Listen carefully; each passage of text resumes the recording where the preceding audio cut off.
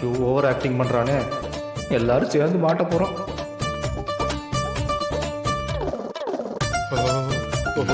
கண்ண தரங்க.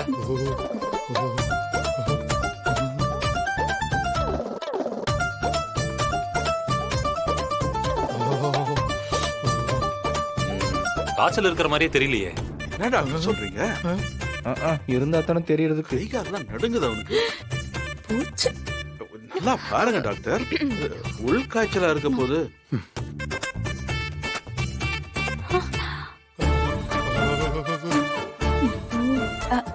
டாக்டர், அது வெளியே தெரியற காய்ச்சல் இல்ல, உள் காய்ச்சல். நீங்க தெர்மாமீட்டர் நல்ல வாய்க்கு உள்ள வச்சு பாருங்க, கண்டுபிடிச்சிடலாம். ஆமா, உள்காய்ச்சல். வெளியூர் டெம்பரேச்சர் செக் பண்ணா எப்படி தெரியும்? ஏதாவது பிளட் டெஸ்ட் இது எடுத்து பார்த்தா தான் தெரியும். ஆமா ஆமா. என்ன டாக்டருக்கு படிச்சீங்க நீங்க? ஏன் மாமா, வாய் கசப்பா தானே இருக்கு? கசப்பா தான் இருக்கு. பாத்தீங்களா? டேய், கை கால்லாம் நடுங்குதல்ல? நடுங்குது. அங்க பாருங்க, குளிர்தான். எனக்கு தெரிஞ்ச வரைக்கும் இவருக்கு ஃபீவர்லாம் ஒண்ணும் இல்ல. he is completely all right. எதுக்கும் சேஃப்டிக்கு டேப்லெட் கொடுத்துட்டு போறேன். ஒருவேளை இதுக்கப்புறம் ஃபீவர் வந்துச்சுன்னா அதை யூஸ் பண்ணிக்கோ.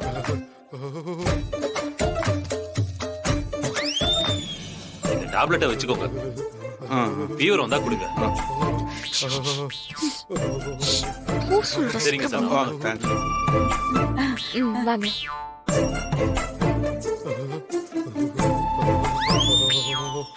டேய், என்னடா அவரு இப்படி சொல்லிட்டு போறாரு? உனக்கு காய்ச்சல் அடிக்கலையா? காய்ச்சல் மாதிரி தான்ப்பா இருக்கு. சரிடா, இந்த மாத்திரை போடு. அப்படியே சரியாகும்னா ஈவினிங் ஹாஸ்பிட்டல் போய் பார்க்கலாம். சரிப்பா, சரி. சரி டேப்லெட் போடுமா.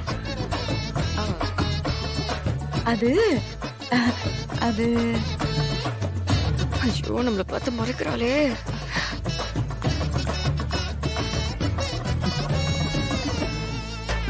கண்டுபிடிச்சிட்டாங்களோ? அநேகமா இந்த வீட்டுக்கு வெள்ளை அடிக்கணும்னு நினைக்கிறேன்.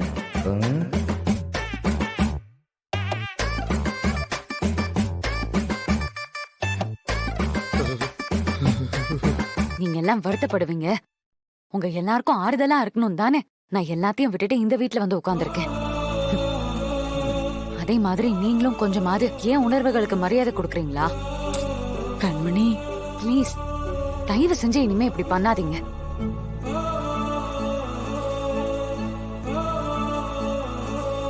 தயவு செஞ்சு இப்படி என் எமோஷனோட யாரும் விளையாடாதீங்க.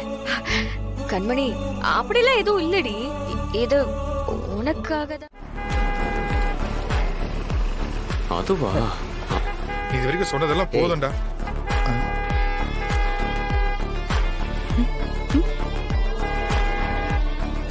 நேரத்துல யாருன்னு பாரு. யார் வந்திருக்காங்க இந்த நேரத்துல?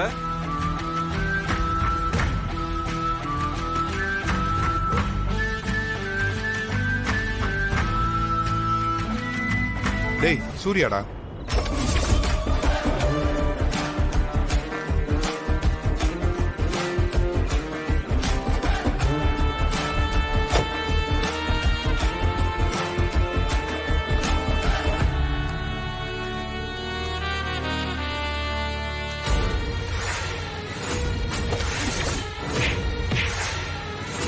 வாடா. டேய், என்னடா உன் நட்பு வந்திருக்கான்? அதுவும் ஆணுங்களை கூட்டு வந்திருக்கான். ஏய், மாம் போயிடு. சரிப்பா, நீயே பாரு.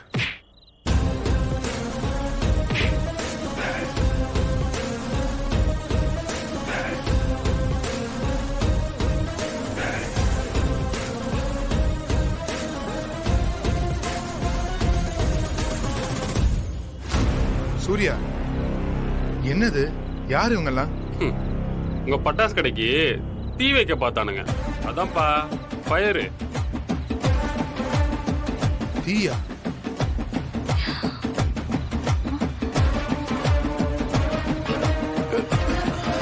என்னப்பா சொல்ற?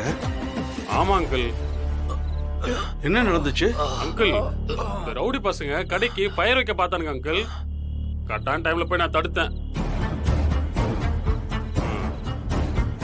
இங்க அவனுக்கு ஒரு தொழில் பண்றதுக்கே நாக்கு தள்ளுது.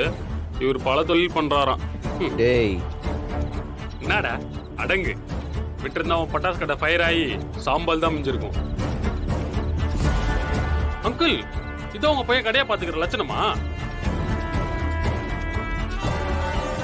அண்ணாமலை சூரியவம்சன்னு மோட்டிவேஷனல் படமா பார்த்துட்டு தொழில் ஆரம்பிச்சா மட்டும் பத்தாது. கொஞ்சமாச்சும் சின்சியரா இருக்கணும். இந்த சினிமால வர மாதிரி ஒரே சாங்ல பெரிய ஆள் ஆயிடலாம்லாம் நினைக்காத. கொஞ்சமாவது பார்த்து சொல்லி வைங்க அங்கிள். மோட்டிவேஷனல் சாங்கு விடுகதையா இந்த வாழ்க்கை அப்படின்னு சோக சாங்கா மாறிட போகுது. சரிப்பா, நான் சொல்றேன். பாத்துக்க சொல்லுங்க அங்கிள்.